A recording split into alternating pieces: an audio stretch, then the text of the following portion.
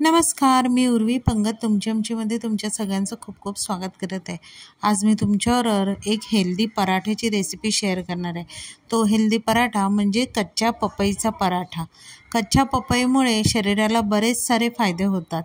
कच्च्या पपईमुळे वजन कंट्रोलमध्ये राहण्यास मदत होते। कच्च्या पपईमुळे शुगर कंट्रोल होते। कच्च्या पपईमुळे आपलं हार्ट हेल्दी राहतं, तसेच पचनक्रिया अगदी सुधारते।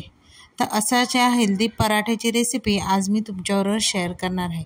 तर चला वेळ न घालवता रेसिपीला सुरुवात करूया। आता इथे मी वजनाने एक अर्धा किलो एवढा हा कच्चा पपई आहे। तो स्वच्छ धुवून त्याचे पुढचे आणि मागचे टोक काढून टाकायचे आहे आणि त्याला मध्ये चीर देऊन आपण त्याचे दोन भाग करणार आहोत। आता इथे मध्ये चीर दिल्यावर मध्ये खूप साऱ्या बिया असतील, त्या बिया आपण सगळ्या काढून घ्यायच्या आणि वरची साल सुरीच्या मदतीने काढून आपण तो किसणीवर एकसारखा किसून घ्यायचा आहे।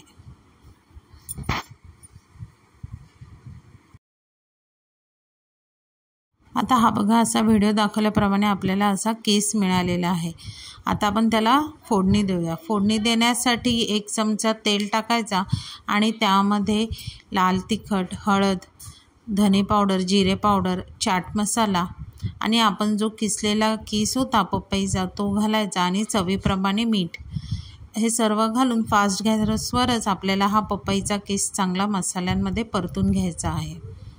आता एक 5 ते 7 मिनिटांनंतर किस परतल्यावर त्या बाइंडिंगसाठी आपण त्याच्यामध्ये 2 टेबलस्पून एवढं भाजलेलं बेसन घालायचं आहे। बेसनामुळे काय होईल, ते किस जो आहे तो चांगला मिळून येईल आणि बाइंडिंगसुद्धा सुंदर होईल, म्हणजे लाटताना आपल्याला जास्त त्रास होणार नाही।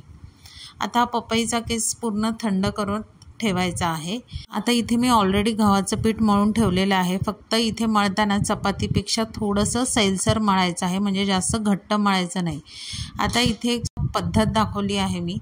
इथे एक चपातीचा उंडा घेऊन मी तो थोडासा लाटलेला आहे आणि त्यामध्ये मी हा पपईचा किस भरते। आता इथे तुम्ही कमी जास्त असं तुमच्या आवडीप्रमाणे किस भरू शकता। इथे मी जवळजवळ 2 चमचे एवढा पपईचा किस घेतला आहे आणि तो पोलपाटावरच ठेवून त्याच्या सर्व बाजू एका साईडला गोळा करून त्याचं जे वरचं तोंड असतं ते पूर्ण टाईट बंद करायचं, म्हणजे त्या पोलपाटावर लाटताना ते स्टफिंग बाहेर येणार नाही।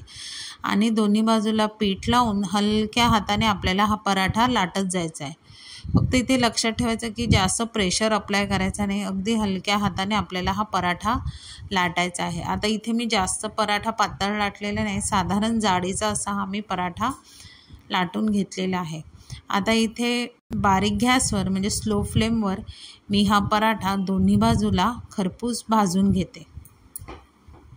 आता पराठा भाजताना आपण इथे गॅसची फ्लेम जराही मोठी करायची नाही आहे। अगदी बारीक गॅसवर म्हणजे बारीक टू मीडियम फ्लेमवर आपल्याला हा पराठा दोन्ही बाजूने खरपूस भाजायचा आहे।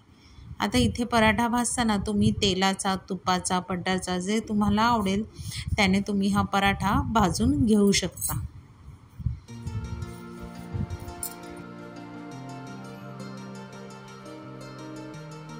मस्त असा बारीक गॅसवर पराठा भाजला ना तर पराठा मस्त असा खुसखुशीत होतो, असा नरम पडणार नाही।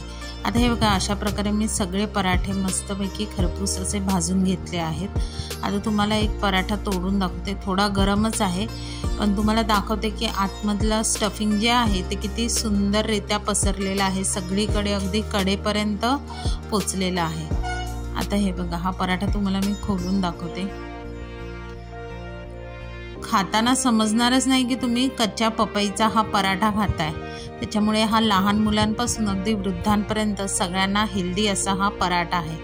तर तुम्ही नक्की माझी ही रेसिपी घरी ट्राय करून बघा। रेसिपी आवडली तर रेसिपीला लाईक करा, शेअर करा, कमेंट करा। चॅनलवर नवीन असाल तर चॅनलला सबस्क्राईब करा आणि नवीन व्हिडिओच्या नोटिफिकेशनसाठी बेल आयकॉनला प्रेस करायला विसरू नका। तोपर्यंत मस्त मस्त राहा।